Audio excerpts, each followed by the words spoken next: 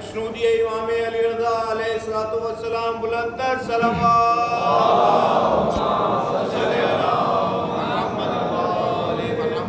اعوذ باللہ من الشیطان الرجیم بسم اللہ الرحمن الرحیم الحمد للہ الذی لا یبلغ مدحتہ القائلون ولا یحصی نعماءہ العادون ولا يعدي حقه المجتهدون فطر الخلائق بقدرته ونشر الرياح برحمته الصلاة والسلام على الرسول المسدد المصطفى الأمجد المحمود الأحمد سيدنا ومولانا ومولى الكونين جد الحسن والحسين معاني والقاسم محمد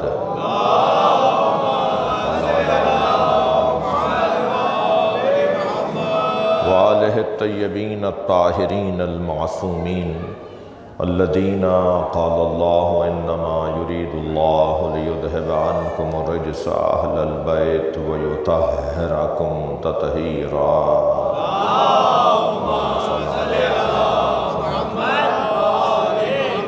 ولعنۃ اللہ علی اعدائہم اجمعین من یوم عداوتہم الی قیام یوم الدین اما بعد قال الحکیم فی قرآن الکریم بسم اللہ الرحمن الرحیم سنریہم آیاتنا فی الآفاق وفی انفسہم حتی یتبین لہم انہ الحق صلوات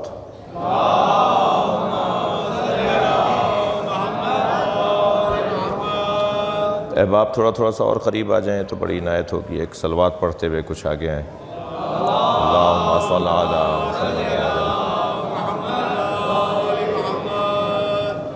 ایک اور بلند صلوات ہدیہ کریں گے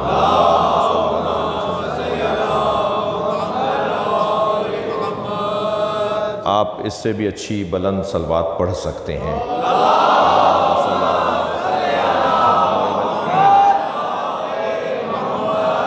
سورہ مبارکہ فصلت کی 54ویں آیت میں نے آپ کے سامنے پڑھی ہے۔ قسمت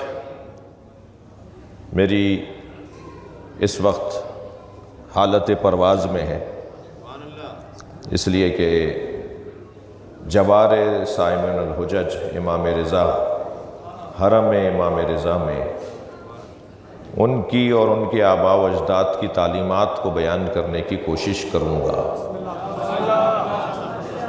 اور حرم کی مینجمنٹ اور انتظامیہ شعبہ اردو زبان نے یہ مجھے موقع عطا کیا، عنایت کیا کہ مولا رضا کی بارگاہ میں حاضر زائرین جو یہاں روزانہ مجلس اعضاء میں شریک رہتے ہیں انہیں قریب سے دیکھوں اور ان کی زیارت کروں اور ان سے کچھ دیر کے لیے گفتگو ہو۔ 5 مجلسیں ہیں اور پنجتنی ماحول ہے، اور ہمارے اصول دین بھی 5 ہیں، تو ارادہ یہ کیا ہے کہ روزانہ اصول دین پر گفتگو ہو، آج توحید پر، کل عدل پر، پھر اس کے بعد نبوت پر، پھر ایک دن امامت پر گفتگو ہو، اور پھر قیامت کو تو آخر میں ہی آنا ہے۔ صلوات پڑھنے ذرا محمد وآلہ۔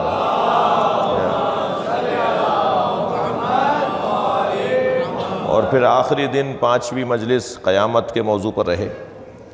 اس طرح سے 5 روزہ مجالس اور 5 مجالس کا عنوان اصول دین قرار دیا جائے۔ یہ ہم نے سوچ تو لیا، مگر ممکن ہے بعض زائرین قیامت تک نہ پہنچ پائیں، تو اب یہ ہر ایک کی صلوات پڑھ لیں ذرا نبی کے ذات میں۔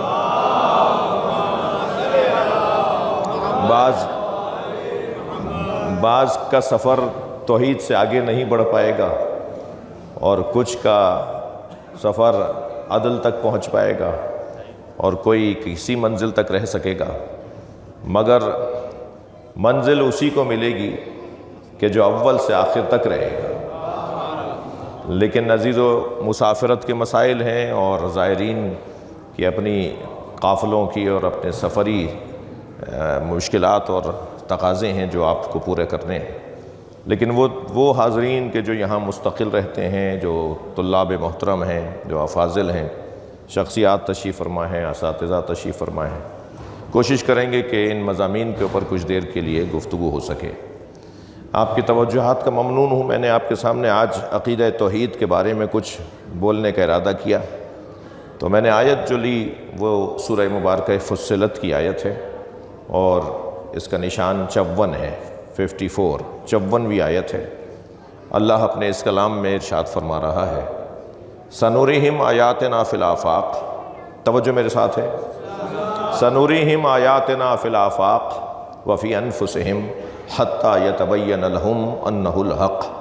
بہت جلد ہم انہیں اپنی آیات دکھائیں گے ساری کائنات میں اور خود ان کے اندر، اور اتنا ہم اپنی آیتوں کو ان تک روشن کریں گے، ان تک پہنچائیں گے کہ حتیٰ یتبین لہم انہ الحق، کہ ان پر یہ بات روشن ہو جائے کہ اللہ ہے.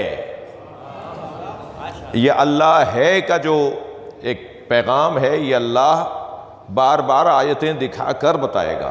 یعنی اگر میں اس آیہ کریمہ کی روشنی میں یوں کہوں کہ اللہ ہر ایک کو موحد بنانا چاہتا ہے. کوئی آج ہو جائے گا، کوئی کل ہوگا، کوئی آئندہ ہوگا، مگر کوئی دنیا سے بغیر توحید کے جائے گا نہیں. اچھا، میں اگر یوں لفظوں کو یوں کہہ دوں، ایک صلوات اور ہدیہ کریں نبی کے، اللہم صلی علی محمد. میں اگر اپنے الفاظ کو یوں کہہ دوں کہ آج نہیں کل سب کو اسی دروازے پر آنا ہے، سب کو بالآخر موحد بننا ہے. کوئی دنیا میں نہیں رہے گا جو موحد نہ رہے. جو آج اللہ سے دور دور دکھائی دے رہے ہیں، اللہ ان سے دور نہیں ہے. نحن اقرب من حبل الورید، میں لوگوں کی رگ جان سے بھی زیادہ قریب ہوں. یہ کتنا روشن پیغام ہے. اللہ تو ہم سے قریب ہے، ہم بھی اس سے قریب ہیں. یہ وہ سوال ہے کہ جو ہر توحید کے طالب علم کو اپنے اندر سے نکال کر جواب تلاش کرنا ہوگا. اللہ ہم سے قریب ہے، مگر ہم بھی اللہ سے قریب ہیں. بس جس دن ہم اللہ سے قریب ہو جائیں گے وہی دن ہمارا توحیدی دن ہوگا. اور یاد رہے کہ جس کی بارگاہ میں بیٹھ کر میں اس موضوع پر بولنے کی کوشش کر رہا ہوں اور آپ کو تبرکاً اور ثواباً اپنے ساتھ شامل کر رہا ہوں، وہ وہی بارگاہ ہے کہ جنہوں نے عقیدہ توحید کے لیے اپنا سب کچھ قربان کیا ہے. لہٰذا جب اس بارگاہ میں حاضر ہو جاؤں تو مجھے یہ احساس رہے کہ جس کی خدمت میں ہم ہیں نا، وہ ارکان توحید میں سے ہے. یعنی لفظوں کو اور بہتر کرتا ہوں، یعنی اگر کوئی اللہ سمجھنا چاہتا ہے تو یہ جان لے کہ امام رضا کے بغیر سمجھ میں نہیں آئے گا. مولا رضا ہی بتائیں گے کہ اللہ کیا ہے. لہذا فرمائیں گے اللہ اکبر، آ رہے ہیں مدینہ منورہ سے، گزر رہے ہیں مرو کی زمین سے، سرزمین نیشاپور سے حضرت کا گزر ہو رہا ہے. سنی ہوئی آپ کی بات ہے، مگر میرے لب و لہجے میں سن لیجئے. میرے مولا ایک ایسی منزل سے گزرے کہ جہاں ہزاروں کی تعداد میں لوگ ہیں جو حضرت کا دیدار کرنا چاہتے ہیں. آپ کتنے خوش قسمت ہیں کہ آپ حضرت کے دیدار کے لیے آئے ہوئے ہیں. یہ کچھ ایسی ہی کیفیت ہے. صلوات ہدیہ کر دیں نبی کے ذات پر.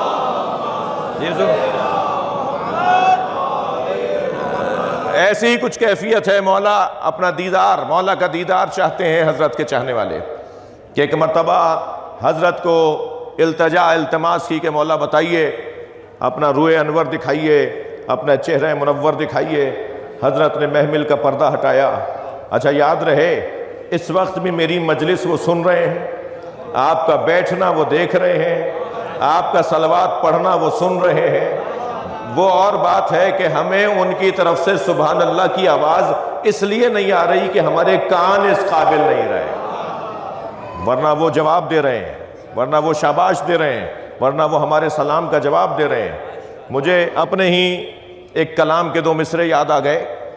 میں نے حضرت امام رضا کی بارگاہ میں کچھ عرض کیا تھا کہ میرے امام امام رضا کی محفل ہے۔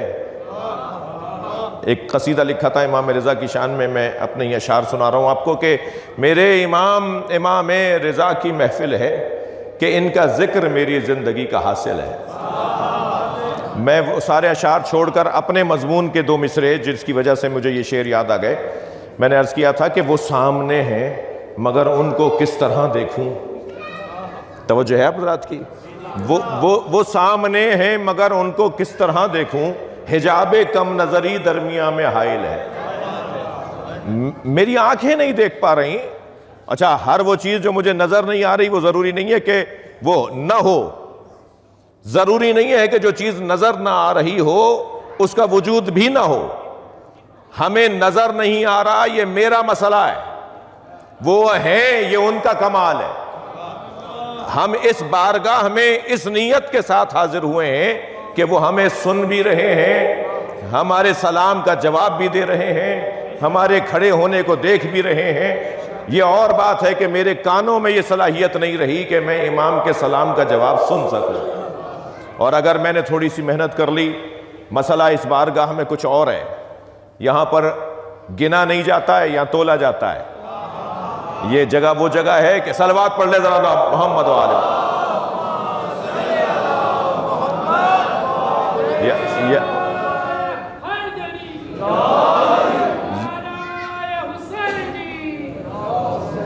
صلوات پڑھ لیں گے نبی اور آل نبی پر۔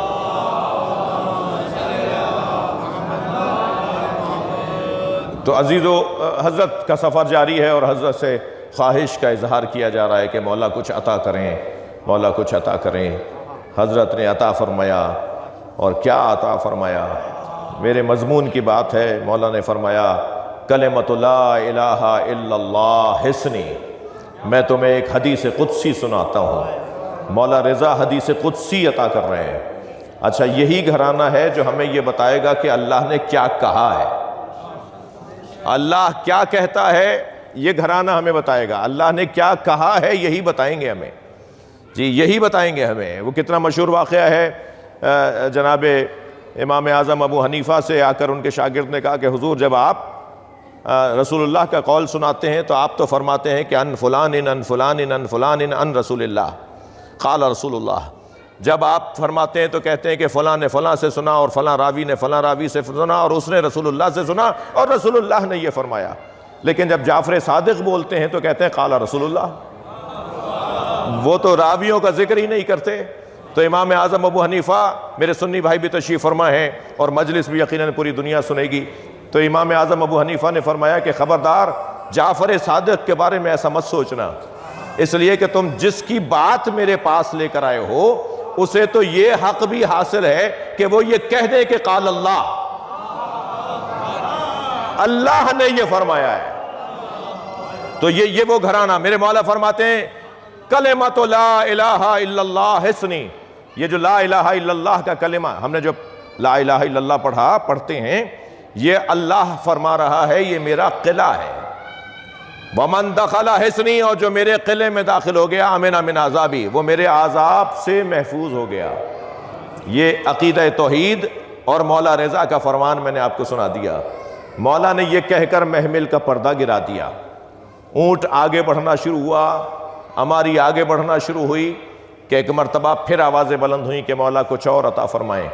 میرے مولا نے محمل کا پردہ ہٹایا، تھکے ہوئے تو نہیں ہیں آپ حضرات؟ میرے مولا نے محمل کا پردہ ہٹایا اور پردہ ہٹا کے فرمایا وَلَٰكِن بِشُرُوطِهَا، مگر یہ جو لا الہ الا اللہ، اللہ کا قلعہ ہے، لوگوں کو عذاب سے بچاتا ہے۔ مولا نے فرمایا یہ کچھ شرطوں کے ساتھ بچاتا ہے، کچھ شرائط کی وجہ سے بچاتا ہے۔ کچھ شرائط ادا کرو گے تو اللہ کی توحید تمہیں فائدہ پہنچائے گی، کچھ چیزوں کو اور بھی مانو گے تو اللہ کا عقیدہ تمہیں سمجھ میں آئے گا۔ اور یہ فرماتے ہوئے فرمایا وَأَنَا مِن شُرُوطِهَا، اور میں ایک ان شرطوں میں سے ایک شرط ہوں۔ یعنی اگر کوئی مولا علی سے لے کے مولا مہدی تک امامت کو مانے گا تو اسے اللہ سمجھ میں آئے گا۔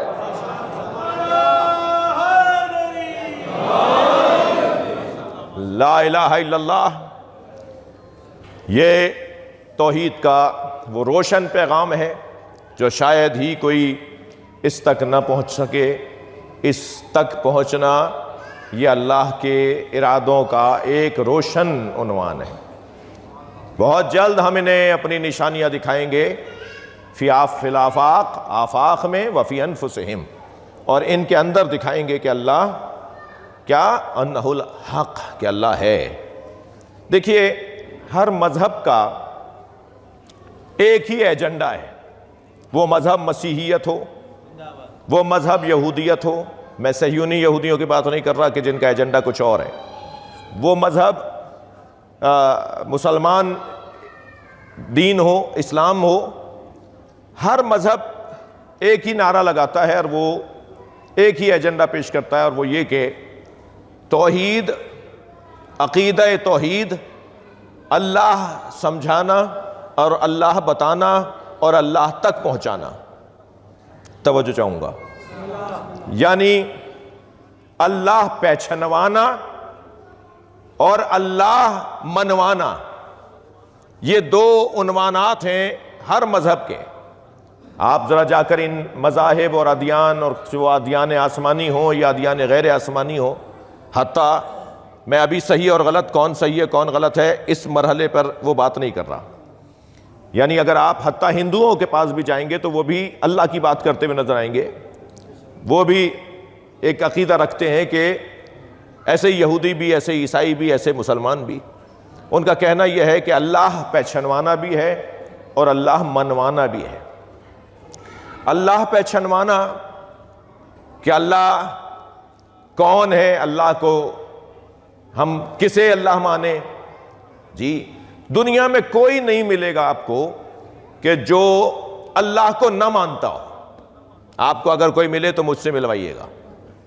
کوئی نہیں ملے گا آپ کو جو اللہ کو نہ مانتا ہو۔ وہ اور بات ہے کہ اللہ کے ماننے میں مصداق میں اختلاف اور مصداق میں اشتباہ پایا جاتا ہے۔ بھائی نبی مکرم نے اگر یہ فرمایا ہوتا کہ میرا اللہ مان لو، جی تو 365 اللہ تو یہ پہلے سے ہی مانتے تھے، اللہ ماننے میں غنی تھے،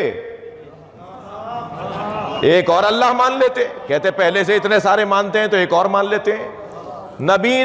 نبی کے ساتھ ان کا اختلاف اللہ ماننے میں نہیں تھا۔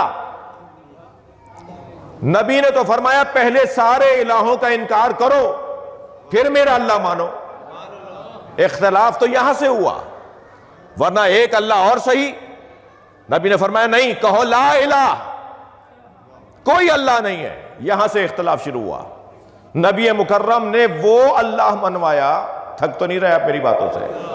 نبی مکرم نے، اب مجھے پتا ہے کہ میں نے جو مضامین سوچے ہیں اس میں کچھ اسی طرح سے ہوگا کہ آپ کی توجہات بھرپور رہیں گی، اور ضروری نہیں ہے کہ ہر بات کے اوپر آپ کی طرف سے مجھے ایسے ہی احساس ہونے لگے جیسے بعض مضامین میں اور ہوتا ہے۔ تو آپ کی توجہات ہی میرے لیے غنیمت ہے۔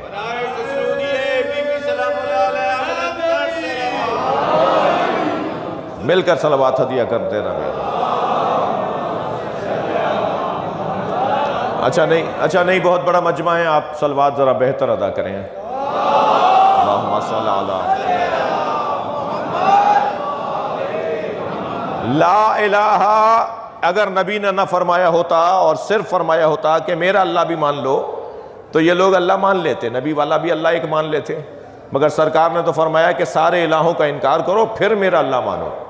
اور یہاں سے مسئلہ شروع ہو گیا کہ نہیں، ہم انکار کرنے والے لوگ نہیں ہیں، ہم تو اقرار کرنے والے لوگ ہیں۔ بھئی پہنچے کہیں تک میرے جملے سے آپ؟ یہ مزاج بہت پرانا ہے کہ ہم سب کو مانیں گے، جی ہم کسی کا انکار نہیں کریں گے، یہ پرانا مزاج ہے۔ مگر یاد رہے میرے بچوں جوانوں، یہ ایک بہت روشن مرحلہ فکر ہے کہ ہم سب کو نہیں مانیں گے، ہم سب کو نہیں مانیں گے، ہم اسے مانیں گے جس کا ماننا حق ہے، اور نہ صرف سب کو ایک جیسا مانیں گے، ہم ہر ایک کو اس کی حیثیت کے مطابق مانیں گے۔ جب ممبر کے زینے 4 ہیں تو سب ایک جیسے کیسے ہو سکتے ہیں؟ جی جب سب نبی برابر نہیں ہے، جب سب ولی برابر نہیں ہے۔ اب میں پاکستان اور ہندوستان سے آئے ہوئے اور تشریف فرما محترم زائرین سے بات کر رہا ہوں تو اس مزاج کا ایک جملہ کہہ دیتا ہوں کہ جب سب نبی برابر نہیں ہے، جب سب ولی برابر نہیں ہے تو سب دوست اور یار اور احباب برابر کیسے ہو سکتے ہیں؟ جی سب جی جب کسی کو اللہ نے کسی کو بھی تو ایک جیسا نہیں بنایا. ہم میں سے کوئی نبی رسول امام تو یہاں نہیں بیٹھا ہوا نا, تھوڑا گردن ہلائیے. کوئی نہیں بیٹھا ہوا نا ہم میں سے, رسول نبی امام کوئی بھی نہیں بیٹھا ہوا نا ہم میں سے. جو ہم سب ایک جیسے ہیں, اللہ نے انہیں ایک جیسا نہیں بنایا. ہم جتنے لوگ بیٹھے ہیں سب مختلف ہیں. آپ اگر میری بات روشن ہے تو ذرا تجربے کی دنیا میں جائیے. اہم ترین کاغذات پر دستخط کے بعد انگوٹھا بھی لگواتے ہیں. جی پڑھا لکھا قابل ترین فرد بھی دستخط کے بعد انگوٹھا لگاتا ہے. ارے بھائی پڑھے لکھے ہیں, ہم نے دستخط کر دیا, آپ انگوٹھا کیوں لگوا رہے ہیں؟ تو جواب یہ آئے گا کہ دستخط جعلی ہو سکتا ہے, اللہ کا بنایا ہوا جعلی نہیں ہو سکتا. دنیا میں اگر اربوں انسان ہے نا, تو کسی کا کسی سے انگوٹھا نہیں ملتا تو فکر کیسے ملے گی, عقیدہ کیسے ملے گا, کردار ایک جیسا کیسے ہوگا؟ جب ایک جیسے نہیں ہے تو جنہیں بنا کر اس نے اپنے آپ کو مبارکباد دی ہو, وہ محمد اور علی ہم جیسا کیسے ہو؟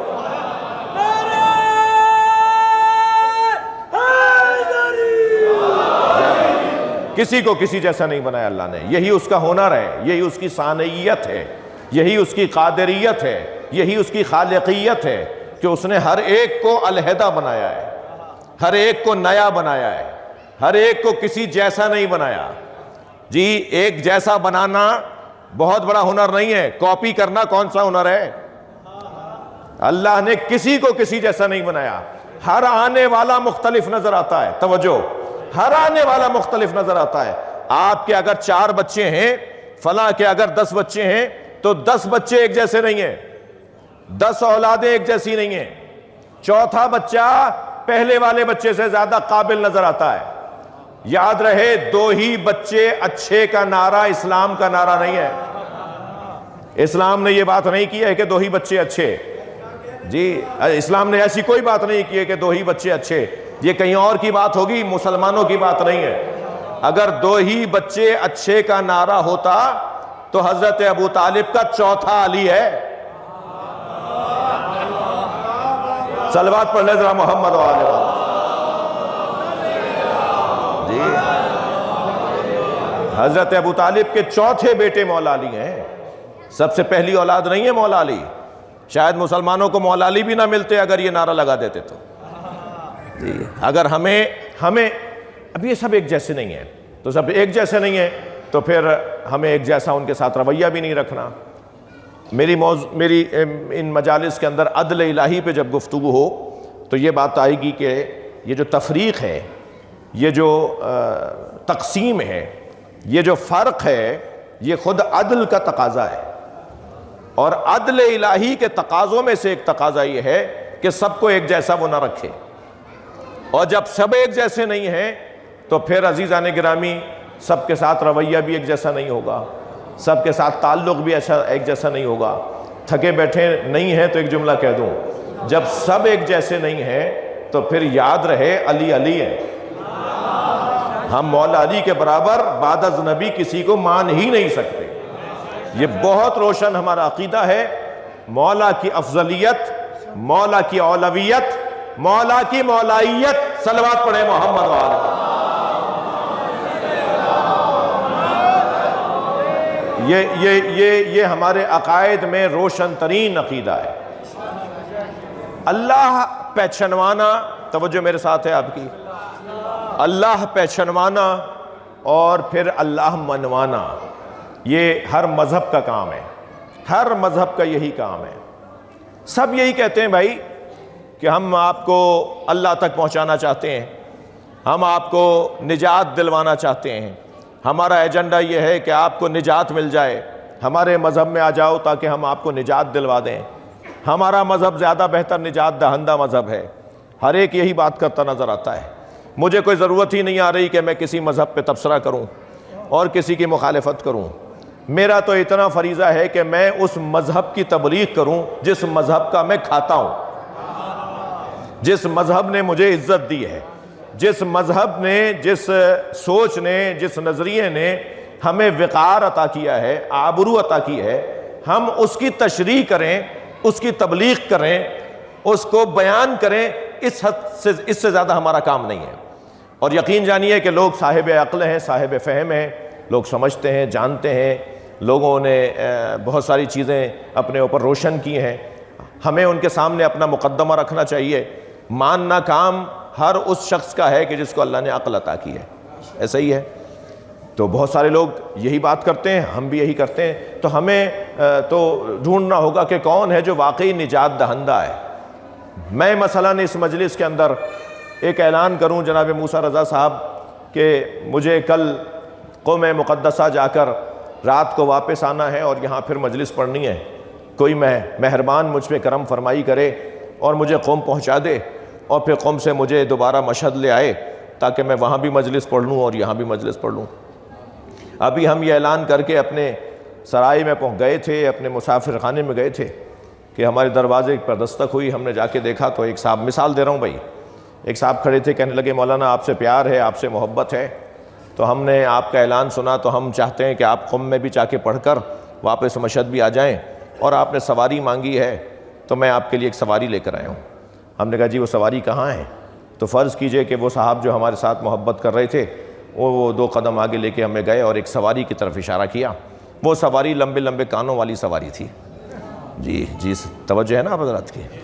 انہوں نے کہا یہ ہم آپ کے لیے لے کر آئے ہیں، اس پہ سوار ہو جائیے اور قم چلے جائیے اور پھر دوبارہ مشہد آ جائیے۔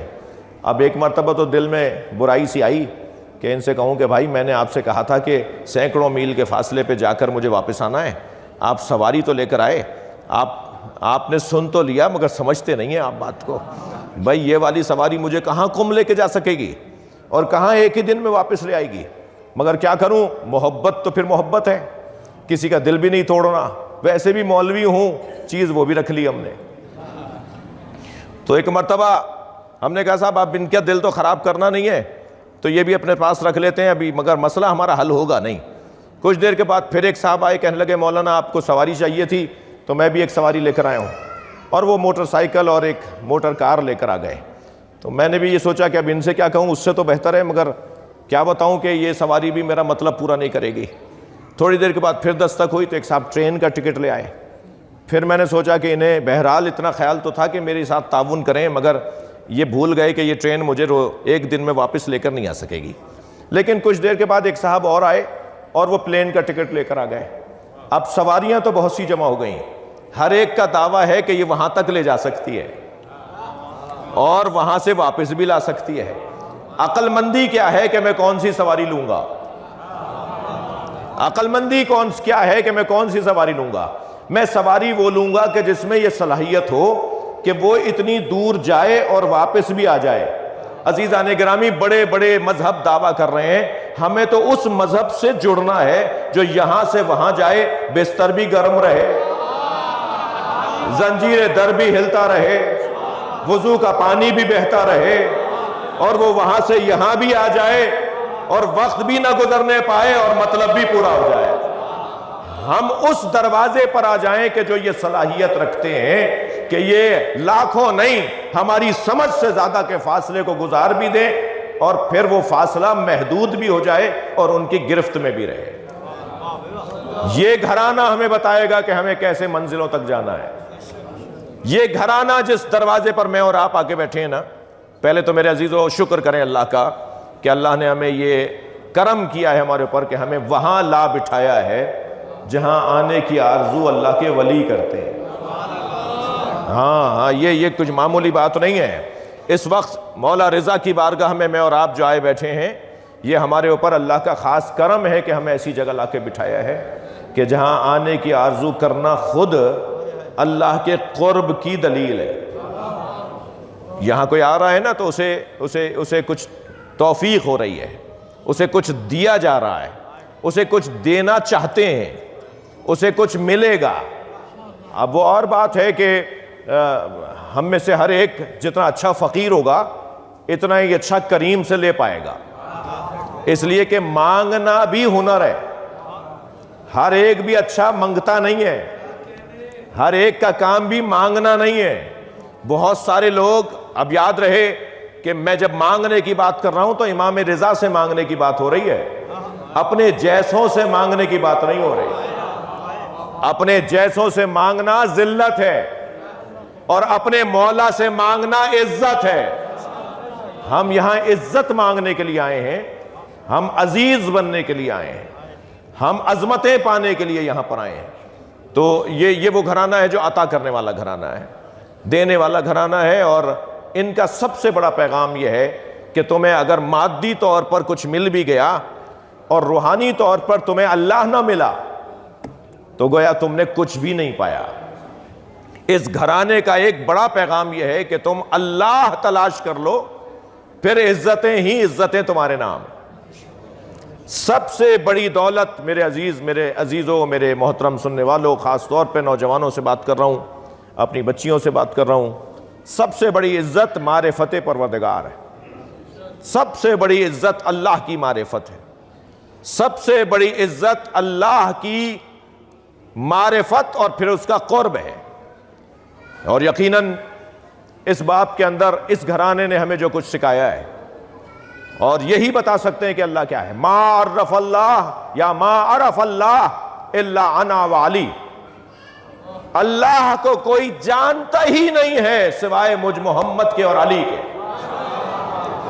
اگر تم اللہ کو جاننا چاہتے ہو تو میں محمد بتاؤں گا کہ اللہ کیا ہے، یا علی بتائے گا کہ اللہ کیا ہے۔ تو ہمیں اچھا یہ حدیث یہاں رکی نہیں ہے، یہ حدیث آگے بڑھتی ہے۔ ما عرفنی الا اللہ و علی، مجھ محمد کو کوئی نہیں جانتا سوائے اللہ کے اور علی کے۔ ما عرف علی، اور علی کو کوئی نہیں جانتا سوائے انا الا اللہ و انا، سوائے اللہ کے اور میرے۔ یعنی اللہ کو پہچاننے کے لیے عقیدہ توحید پر بات کرنے کی کوشش کر رہا ہوں۔ اللہ کو پہچاننے کے لیے ہمیں نبی کے بارگاہ میں جانا ہوگا یا مولا علی سے سمجھنا ہوگا۔ مولا نبی کو سمجھنے کے لیے ہمیں اللہ سے سمجھنا ہوگا کہ نبی کیا ہیں، یا علی مولا سے پوچھنا ہوگا کہ نبی کیا ہے۔ مولا علی کو سمجھنا چاہتے ہیں تو اللہ بتائے گا یا نبی بتائیں گے؟ اس کا یہ مطلب ہے کہ پھر ہمیں اللہ کے بارے میں غور ہی نہیں کرنا چاہیے کیونکہ نبی جانتے ہیں یا علی جانتے ہیں۔ ہمیں مولا نبی پہ غور نہیں کرنا چاہیے کیونکہ اللہ جانتا ہے اور علی جانتے ہیں۔ ہمیں مولا علی پہ غور نہیں کرنا چاہیے اس لیے کہ اللہ علی کو جانتا ہے یا نبی جانتے ہیں۔ نہیں، ایسا نہیں ہے۔ پیغام اس میں یہ ہے کہ اگر تمہیں اللہ، نبی اور علی سمجھنا ہے تو ان سے پوچھو جو علی کو جانتے ہیں۔ یعنی قرآن سے پوچھو کہ اللہ کیا ہے، نبی کیا ہیں اور علی کیا ہیں، یا نبی اور علی سے پوچھو کہ اللہ کیا ہے۔ اب جو یہ بتائیں گے وہی صحیح پیغام ہوگا۔ وہ علی جس پر بعض لوگوں کو شبہ ہونے لگا کہ علی کس کمال کی ذات ہے، وہ علی اپنا سب سے بڑا فخر یہ کہتا نظر آئے کہ مجھے علی کا سب سے بڑا فخر یہ ہے کہ میں اللہ کا بندہ ہوں۔ مجھ علی کی سب سے بڑی عزت یہ ہے کہ اللہ میرا رب ہے۔ اللہ اکبر، کفا بی فخرا ان تکون علی ربا، یا اللہ میرا فخر یہ ہے کہ تو میرا رب ہے۔ وَكَفَى بِعِزَّةٍ أَنْ أَكُونَ لَكَ عَبْدًا، توجہ ہے، اور مجھ علی کی سب سے بڑی عزت یہ ہے کہ میں تیرا بندہ ہوں۔ یہ ہوئے دو جملے۔ تیسرا جملہ سنیں، مگر ترجمہ میں اس کا تیسرے کا بعد میں کروں گا۔ الہی انتا کما احب فاجعلنی کما تحب، یا اللہ مجھے ایسا بنا دے جیسا تو چاہتا ہے۔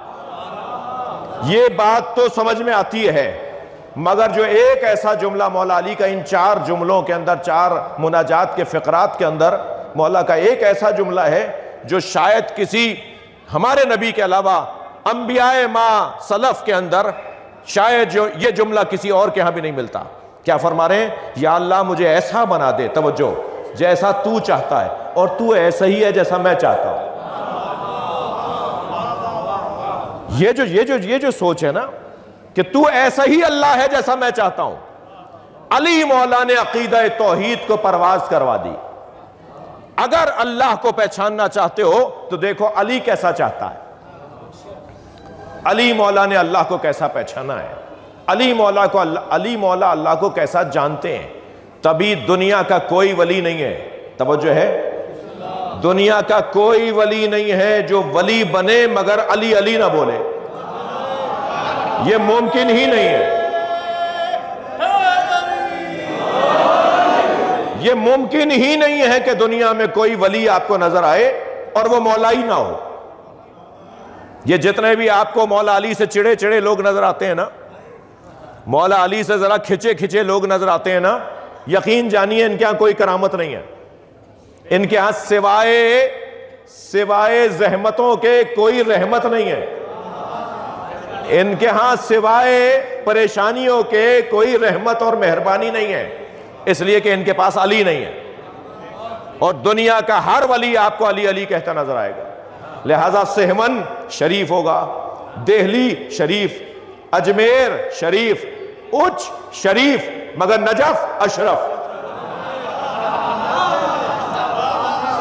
سارے ولی جس دروازے پر آ کے رکتے ہیں وہ نجف اشرف۔ صلوات پڑھ لیں محمد و آلہ۔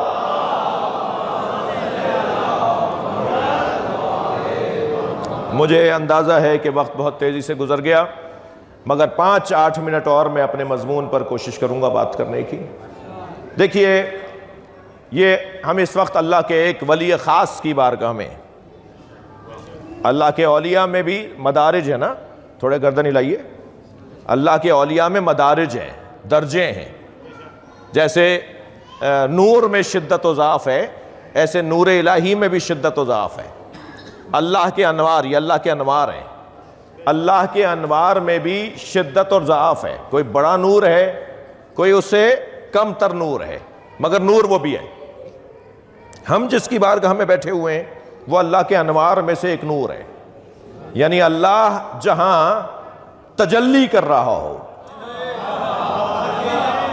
تھوڑی سی توجہ بڑھائیں گے، اللہ جہاں تجلی کر رہا ہو، تجلی گاہ پروردگار میں سے ایک بارگاہ یہ ہے۔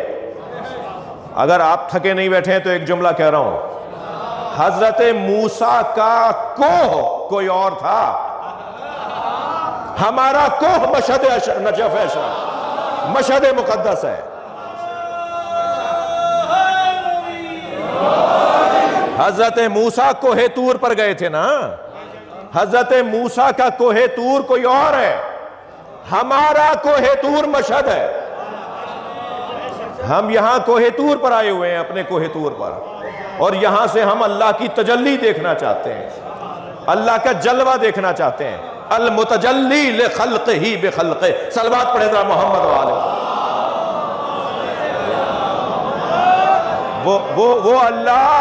وہ اللہ جو مخلوق پر مخلوق کے ذریعے سے تجلی کرتا ہے۔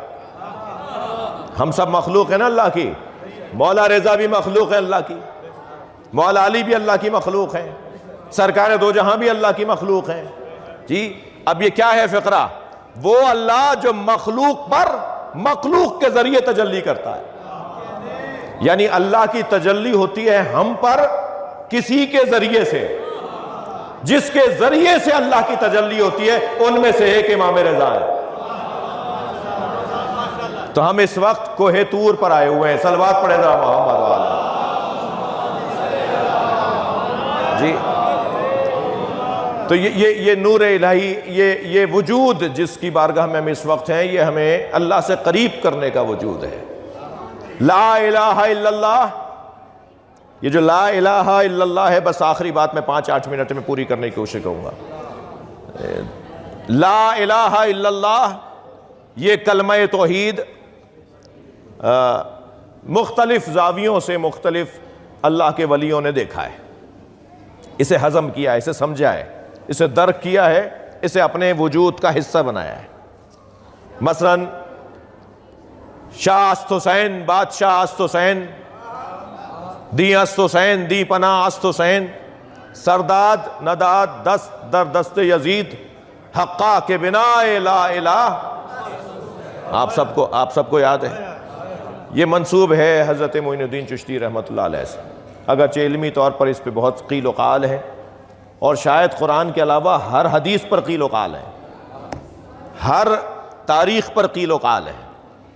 شاید قرآن کے علاوہ کوئی ایسا مضمون نہیں ہے جس پر ان من نہ ہو، اگر مگر نہ ہو، ایسے ویسے نہ ہو. لہٰذا میں اس بحث میں جا نہیں رہا. مجھے پتہ ہے کہ مجلس یہاں پر بھی اہل دقت سن رہے ہیں اور بعد میں بھی ریکارڈ نشر ہوگا، تو مجھے معلوم ہے کہ اس ربائی کے اوپر بھی، ان 4 مصروں کے اوپر بھی علمی طور پہ بڑی بحثیں ہیں.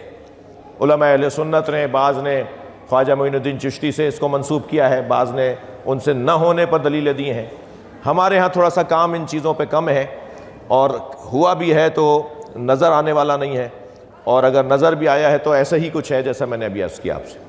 تو میں اس بحث میں نہیں جا رہا، لیکن اس وقت میں شہرت کے حوالے سے بات کر رہا ہوں کہ ان 4 مصروں کی جو شہرت ہے وہ معین الدین چشتی رحمۃ اللہ علیہ سے ہے، اجمیر شریف میں جن کا مزار ہے. ایسا ہی ہے. تو وہ فرما رہے ہیں کہ شاہ است حسین، بادشاہ است حسین. اچھا، ایک مصرے میں 2 مرتبہ حسین حسین بولا، دوسرے مصرے میں پھر 2 مرتبہ حسین حسین بولا، تیسرے مصرے میں کیونکہ یزید کا نام آیا ہے تو حسین کا نام نہیں لائے. شاہ است حسین، بادشاہ است حسین، دی است حسین، دی پناہ است حسین، سرداد نداد دست در دست یزید.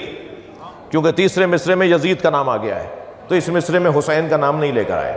یہ ادب سکھایا ہے ہمیں صاحبان ادب نے، یہ ہمیں بڑے لوگوں نے ادب سکھایا ہے کہ خبردار جہاں یزید کا نام نہ آ رہا ہو وہاں حسین کا نہیں آئے گا، اور جہاں حسین کا آ رہا ہو وہاں یزید کا نہیں آئے گا.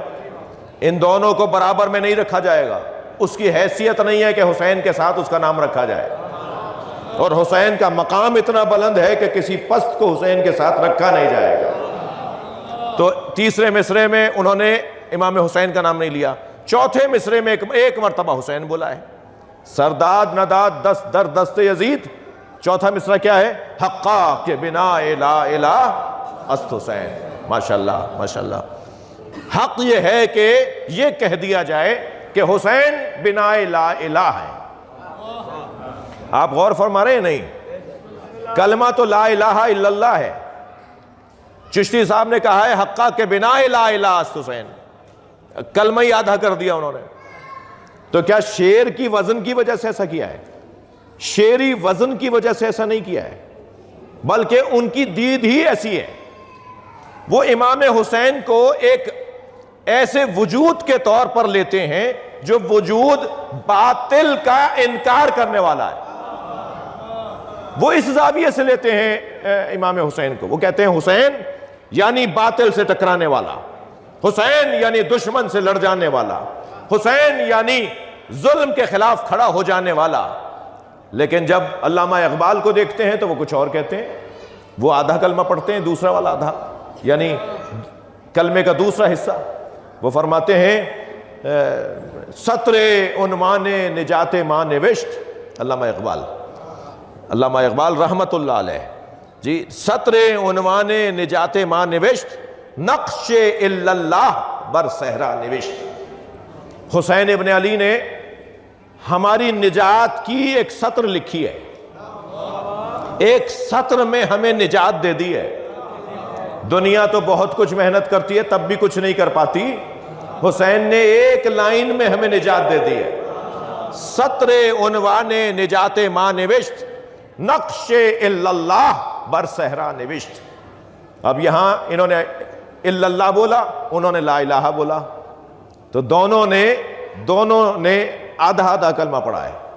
تو بات توحید کی ہو رہی ہے، بات عقیدہ توحید کی ہو رہی ہے. یعنی عقیدہ توحید میں لا الہ ایک عنوان ہے، الا اللہ ایک اور عنوان ہے. میرے عزیزو، یہ دید ہیں، یہ اینکیں ہیں، یہ زاویے ہیں، یہ پہلو ہیں، یہ سوچنے کا طریقہ ہے، یہ دیکھنے کا زاویہ ہے، یہ منظرنامہ ہے. جو مجھے اس طرف سے دیکھ رہے ہیں انہیں شاید میں اس طرف کا ہی نظر آ رہا ہوں، اور جو مجھے اس طرف سے، میں آپ کو یہاں سے دیکھ رہا ہوں، آپ کی پشت کی جانب سے میں نہیں دیکھ رہا آپ کو، مگر کچھ لوگ آپ کے پشت پر بیٹھے ہیں جو آپ کو پشت کی طرف سے بھی دیکھ رہے ہوں گے. تو یہ زاویے بدلتے چلے جائیں گے تو پھر فیصلے بھی بدلتے چلے جائیں گے. فیصلے بدلتے ہیں زاویہ نگاہ کے بدلنے پر. بس جب تک زاویہ نگاہ ہمارا وسیع نہیں ہوگا ہمارے فیصلے بھی وسیع نہیں ہوں گے. اس لیے قرآن نے کہا سنوریہم آیاتنا فی الآفاق، وفی انفسہم حتی یتبین لہم انہ الحق، ہم ساری کائنات میں اپنی نشانیاں دکھائیں گے اور ان کے اندر اپنی نشانیاں دکھائیں گے تاکہ یہ سمجھ لیں کہ اللہ ہے۔ بہت بڑا پیغام ہے۔ میں آخری بات کروں گا، علماء اکرام تشریف فرمائے ہیں، مجھے ان سے دعا چاہیے، اساتذہ تشریف فرمائے ہیں۔ عزیزان گرامی، جتنا میری سوچ وسیع ہوتی چلی جائے گی اتنا میں عقیدہ توحید کے نتیجوں تک پہنچوں گا۔ عقیدہ توحید میرا آج کا مضمون، عقیدہ توحید ہمیں وسیع النظر بناتا ہے، عقیدہ توحید ہمیں گھٹن سے نکالتا ہے، ہمیں تنگ نظری سے بچاتا ہے، ہمیں لڑائی جھگڑوں سے، الجھنوں سے نجات دیتا ہے۔ کیا کہتے ہیں ہم؟ الحمدللہ رب العالمین۔ جو عالمین کے رب کو مانتے ہو وہ خود محدود کیسے ہو سکتے ہیں؟ ان کی سوچ وسیع ہوتی چلی جائے گی، ان کا زاویہ نگاہ وسیع ہوتا چلا جائے گا۔ بہت بڑا پیغام ہے توحیدی عقیدہ رکھنے والوں کا کہ ان کے دل بڑے ہوتے ہیں، ان کے سینے چوڑے ہوتے ہیں، ان کے حوصلے بلند ہوتے ہیں، ان کی ہمتیں وسیع ہوتی ہیں، وہ چھوٹی چھوٹی باتوں سے گھبرانے والے نہیں ہوتے۔ آمادہ ہیں تو جملہ کہوں؟ ہم نے جن سے عقیدہ توحید لیا ہے، جن کی بارگاہ میں ہم بیٹھے ہوئے ہیں، ہم نے جن سے عقیدہ توحید لیا ہے وہ زمانے کو مڑ کر نہیں دیکھتے، موڑ کر دیکھتے ہیں۔ حالات، صلوات پڑھ لیں محمد و آل محمد۔ حالات کو اپنے حق میں تبدیل کرنا یہ ہنر ہے توحیدی لوگوں کا۔ میری مراد عقیدہ توحید رکھنے والوں۔ بہت بڑا پیغام ہے اس گھرانے کا ہمارے لیے کہ تم اپنے آپ کو محدود نہ رہنے دو، بلکہ جتنا تم کر سکتے ہو، جتنا جا سکتے ہو، اپنے آپ کو وسیع بناؤ، وسیع النظر بناؤ، وسیع القلب بناؤ۔ اور یہ ہمیں عملی طور پر اگر کر کے دکھایا ہے تو اسی گھر نے کر کے دکھایا ہے، اسی گھرانے نے ہمیں یہ کر کے دکھایا ہے کہ دشمن بھی اگر ہے تو گھر آ جائے تو اسے شربت پلایا جائے گا، قاتل بھی اگر ہے اور گھر آ جائے تو اسے دسترخوان پر بٹھا کر اسے کھانا کھلایا جائے گا۔ وہ اگر جا بھی رہا ہو اور اس کے پاس سفر کے لیے سامان مہیا نہ ہو تو پھر اسے سواری بھی دی جائے گی، اور اس کو یہ احساس نہیں ہونے دیا جائے گا کہ وہ مسافر ہے اور پریشان حال ہے۔ سوچ کو بڑا کرنا ہوگا، دل کو بڑا کرنا ہوگا، تنگ نظری سے نکلنا ہوگا، اور یہ جو ہم نے اپنے گرد دائرے بنائے ہوئے ہیں، اپنے گرد فصیلیں بنائی ہوئی ہیں، ان سے ہمیں نکلنا ہوگا، تب عقیدہ توحید کا ایک ذائقہ ہمیں حاصل ہوگا، لاکھوں ان گنت ذائقوں میں سے ایک ذائقہ ہمیں حاصل ہوگا۔ اس گھرانے نے ہمیں اللہ سے جوڑ کر محدودیت سے نکال دیا۔ وقت یقیناً محدود ہے اور مجھے اپنے اسی 45-50 منٹ اور 1 گھنٹے کی تقریر میں اپنے مضمون کو مکمل کرنا ہے۔ یہ بھی نہیں ہونے دینا کہ صاحب انہیں سننے گئے تھے وہ تو بیٹھ کر بھول جاتے ہیں کہ اترنا بھی ہوتا ہے، تو بہت زیادہ بھی تقریر لمبی نہیں کرنی، ورنہ بحث عقیدہ توحید کی اتنی آسان نہیں ہے کہ اسے 1 گھنٹے میں یا 45 منٹ میں مکمل کیا جائے۔ تو بات بہت وسیع ہے، بات بہت زیادہ سمجھنے کی ہے۔ پھر توحید کی بحثیں ہیں، اور علمی طور پر توحید ذات ہے، توحید صفات ہے، جی توحید عبادت ہے، پھر اس کے علاوہ اور مباحث ہیں جو توحید سے جڑے ہوئے ہیں۔ جبر و اختیار کی بحث بھی یہیں آئے گی جو آگے جا کے عدل کی بحث میں شامل ہو جائے گی، اور جو ہے وہ قضاء و قدر کی بحث آئے گی جو آگے جا کے عدل سے اس کو اتصال ہو جائے گا اس کا۔ تو یہ ساری مباحث ہیں جو عقیدہ توحید سے جڑے ہوئے ہیں۔ ہم نے طے یہ کیا ہے کہ 5 دن آپ کی خدمت میں رہنا ہے، تو اصول دین پر گفتگو ہو، اور آج توحید پر تھوڑی سی سوچنے کی کوشش کی ہے۔ کل عدل الہی پر کچھ بات ہونی چاہیے، اور پھر اسی طرح بات بڑھے تو نبوت پر بات ہو، پھر امامت پر تھوڑا سا سوچا جائے، اور پھر میں نے عرض کیا کہ قیامت تو آخر میں آئے گی، تو پھر قیامت پر تھوڑی سی بات ہو۔ تو ایک گزرتے ہوئے کچھ مفاہیم کی طرف توجہ ہو جائے، میرے محترم سننے والوں کی وجہ سے میری توجہ ہو جائے۔ میں آپ کی توجہ دلانے کے لیے نہیں آیا، میں اپنی توجہ بڑھانے کے لیے آیا ہوں۔ عزیزو، اس گھرانے نے ہمیں اللہ ہے کا عملی ثبوت فراہم کیا ہے۔ جس کا جملہ ہو اسی کے نام سے منسوب کر کے پڑھا جائے تو زیادہ اچھا ہے۔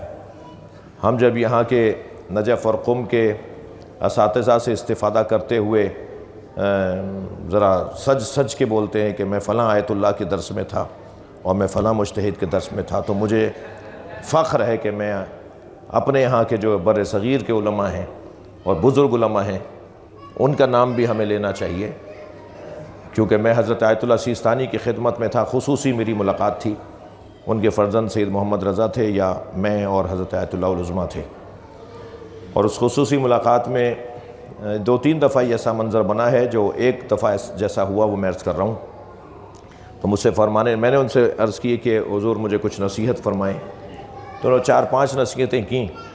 اس وقت جو میرے مضمون میں نصیحت آ رہی ہے ان کی، وہ یہ نصیحت فرمائی، مجھے فرمانے لگے کہ اب سے 80 سال پہلے، یہ میں 5 سال پرانی بات کر رہا ہوں، اسے فرمانے لگے کہ 80 سال پہلے ہم عراق اور ایران والے آپ کے بزرگوں سے مسئلہ پوچھتے تھے، خط لکھتے تھے ہم کہ اس مسئلے کا حل کیا ہے، اور آپ کے بزرگوں نے وہ مسئلہ حل کیا ہوا ہوتا تھا پہلے سے، ہمیں وہ تحریری طور پہ جواب بھیجتے تھے کہ اس کا علمی جواب یہ ہے، اس مسئلے کا حل یہ ہے۔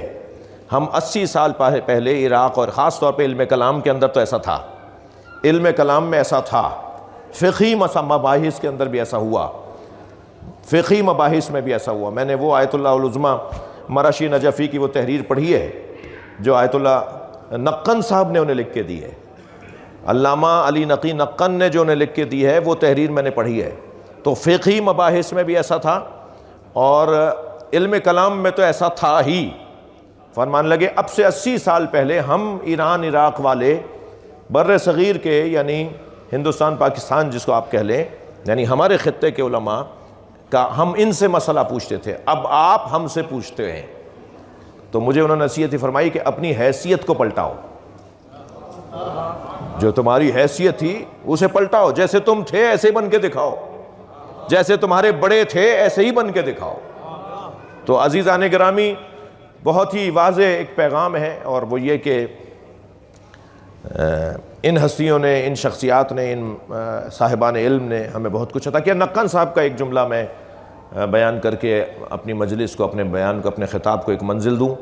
نقن صاحب فرماتے ہیں کہ اللہ ہے، توحید پر بات ہو رہی تھی، اللہ ہے، اس پر ہمارے پاس ان گنت دلیلیں ہیں، یہ دلیل، یہ دلیل، یہ دلیل، ایک لمبی لسٹ بنے گی، ہزاروں دلیلیں بنیں گی کہ اللہ ہے۔ اللہ ہے پر ہمارے پاس ان گنت دلیلیں ہیں، مگر سب سے بڑی دلیل کہ اللہ ہے، عصر عاشور حسین کا اطمینان ہے۔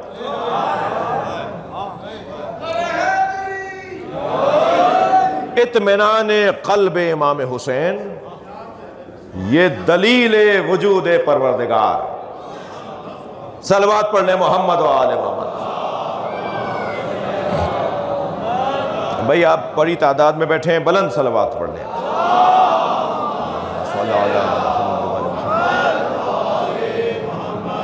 اللہ ہے، امام حسین نے عصر عاشور ثابت کیا۔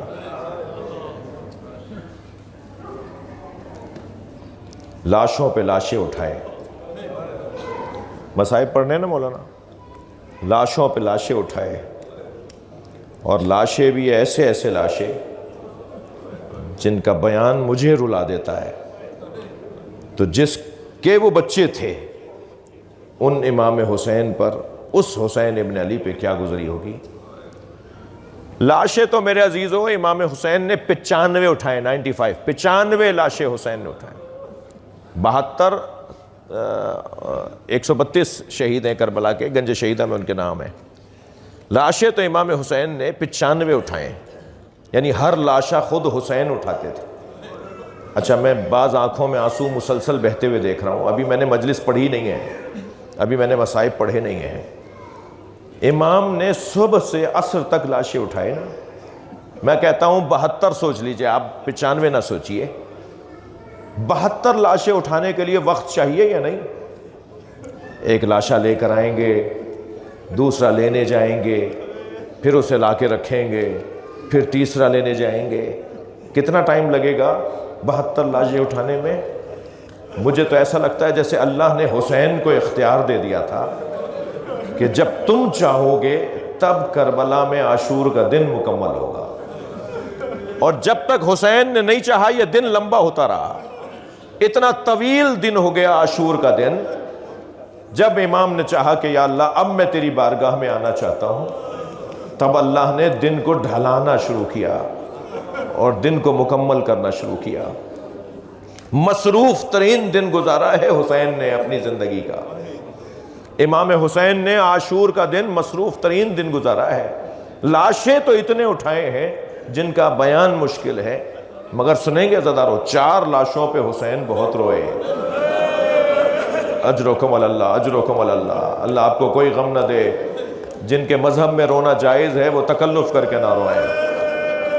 جب آپ کی آواز بلند ہوتی ہے نا تو امام رضا دعا دیتے ہیں، امام رضا کی احادیث ہیں رونے والوں کے لیے، جی مولا صادق کی احادیث ہیں رونے والوں کے لیے۔ 4 لاشیں امام نے ایسے اٹھائے جن پہ حسین بہت روئے۔ صرف میں لاشوں کے نام لوں گا اور مجلس مکمل کر دوں گا۔ وہ پہلا لاشا جس پر امام کی آنکھوں سے آنسو رکتے نہیں تھے، وہ لاشا حضرت قاسم کا لاشا۔ حضرت قاسم یتیم امام حسن، حضرت امام حسن کی بیوہ کا سہارا حضرت قاسم، پامال لاشا اپنے بھتیجے کا لے کر آئے، اور لاشا اٹھا تو لیا حسین نے۔ اب میں سید ابن طاؤس کی لکھی ہوئی روایت پڑھوں یا ہندوستان اور بر صغیر کے علماء کی لکھی ہوئی روایت پڑھوں؟ دونوں روایتوں میں ایسا ہے کہ حسین مولا نے جب لاشا دیکھا ہے نا تو گھوڑوں سے پامال لاشا تھا، یہ کہہ کر لاشے کے برابر میں بیٹھ گئے، تیرے چچا کے لیے بڑا گراں ہے، تو مدد کے لیے پکارے اور تیرا چچا تیری مدد نہ کر پائے۔ اجرکم اللہ۔ عزادارو آپ کی آوازیں بلند ہو گئیں، مجلس میں خواتین بھی بیٹھی ہیں، اللہ سب کے سہاگ جو شادی شدہ ہیں ان کے سہاگ، اور جن بچیوں کی شادیاں ہونی ہیں ان کا مقدر اچھا کرے۔ لیکن اگر کوئی خاتون جوانی میں بیوہ ہو جائے اور پھر اس کے پاس ایک چھوٹا سا بچہ بھی ہو جسے وہ پال کر جوان کرے، اور وہ حسین بھی اتنا ہو، اجرکم اللہ، وہ حسین بھی اتنا ہو کہ لوگ اسے دیکھ کر کہیں چاند جیسا چہرہ ہے، سلام ہو ان ساری بیویوں کا جناب ام فروا پر، جناب قاسم کی، اجرکم اللہ، اجرکم اللہ، جناب قاسم کی والدہ گرامی کتنا صبر کریں اور کیسا صبر کریں کہ کوفے کے بازار سے جب یہ قافلہ گزرنے لگا تو ایک شخص نے آوازیں دے دے کر کہا ذرا یہ بھی تو آ کر دیکھو یہ کیسا چمکتا ہوا چہرہ ہے، سروں نیزوں پر اٹھے ہوئے سر اور چاند جیسا چہرہ، کہا کفل قتل قمر، ذرا یہ چہرہ بھی تو دیکھو، چاند کا ٹکڑا نظر آ رہا ہے۔ جو غیروں کے نگاہ میں چاند کا ٹکڑا ہو وہ ماں کی نگاہ میں کتنا حسین ہوگا۔ اجرکم اللہ، اجرکم اللہ۔ حضرت قاسم کا لاشا لے کر آئے نا، مجلس میں بیویاں تشریف فرما ہیں، مائیں بیٹھی ہوئی ہیں، جناب قاسم کا جب لاشا لے کر آئے تو جناب ام فروا نظر نہیں آئیں۔ ہاں ہوتا یہ تھا کہ جب بھی امام حسین کوئی لاشا لاتے تھے اس لاشے سے وابستہ بیوی آگے بڑھ کر استقبال کرتی تھی، اپنے بچے کا لاشا، اپنے بیٹے کا لاشا ان سے لے لیتی تھی۔ ہر بیوی نے بڑھ کر امام حسین کا استقبال کیا، مگر جب جناب قاسم کا لاشا آیا جناب ام فروا نظر نہیں آئی، تو تعجب سے جناب امام حسین نے فرمایا بہن زینب بھابی ام فروا کہاں ہے؟ تو خبر یہ آئی کہ جب قاسم کی شہادت کی خبر آئی تھی تو بی بی ام فروا خیمے کی پشت پہ چلی گئی تھی۔ اب جا کے جناب زینب نے کیا دیکھا، پیشانی سجدے میں ہے اور جناب ام فروا ایک تسبیح پڑھ رہی ہیں، شکرن شکرا حقن حقا، یا اللہ تیرا شکر ہے تو نے میری قربانی کو قبول کر لیا۔ یہاں سجدہ مکمل ہوا، وہاں جناب زینب کی آواز آئی بھابی آپ کو حسین بلا رہے ہیں۔